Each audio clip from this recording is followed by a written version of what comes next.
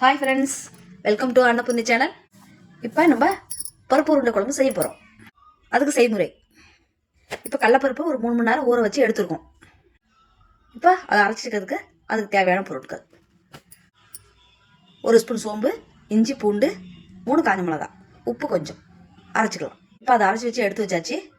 அதில் வெங்காயம், பச்சை மிளகாய், கொத்தமல்லி நல்லா பிசைஞ்சு வச்சுக்கலாம். இப்போ இட்லி பாத்திரத்தில் லட்டு மாதிரி உருண்டையாக பண்ணி வேக வச்சு எடுத்துக்கலாம். இப்போ அதை வேகட்டும். இப்போ தாளிக்கிறதுக்கு ரெடி பண்ணிக்கலாம். தாளிக்கிறதுக்கு ஒரு பாத்திரம் வச்சுட்டு எண்ணெய் ஊற்றிக்கலாம். எண்ணெய் நல்லா தாராளமாக ஊற்றிக்கோங்க, அப்போ தான் குழம்பு நல்லாயிருக்கும். கடுகு, சீரகம், கொஞ்சம் வெந்தயம் போட்டு தாளிச்சிக்கலாம். நல்லா பொன்னிறமாக செவந்தோடனே பூண்டு ஒரு 5 பல் இடித்து போட்டுக்கலாம். வெங்காயம், கருவேப்பிலை சேர்ந்து தாளிச்சிக்கலாம். நல்லா பொன்னிறமாக செவக்கட்டும். இப்போ பார்த்தீங்கன்னா செவந்துருச்சு. தக்காளி ஒரு 4 தக்காளி அரைஞ்சி போட்டுக்கலாம்.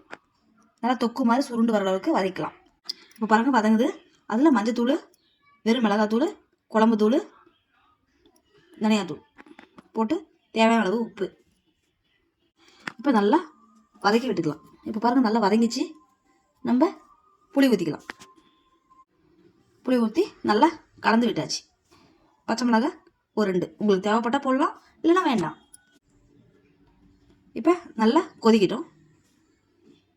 இப்போ அது கூட 2 பொருள் சேர்க்க போகிறோம். அதுதான் இதில் இருக்கிற ஸ்பெஷலு. தேங்காய் ஒரு 1/2 மூடி, 1 ஸ்பூன் சோம்பு. இப்போ அதை அரைச்சி பேஸ்ட்டை இதில் கலந்துக்கலாம். நல்லா கலந்து விட்டாச்சு. இப்போ பாருங்கள் குழம்பு சூப்பராக ரெடி ஆகிடுச்சு.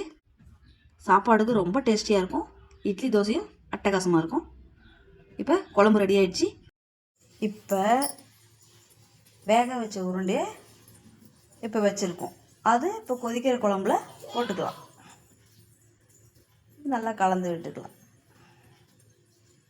நல்லா டேஸ்டியான குழம்பு ரெடி.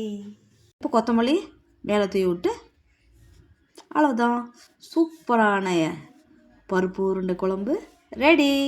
Bye friends.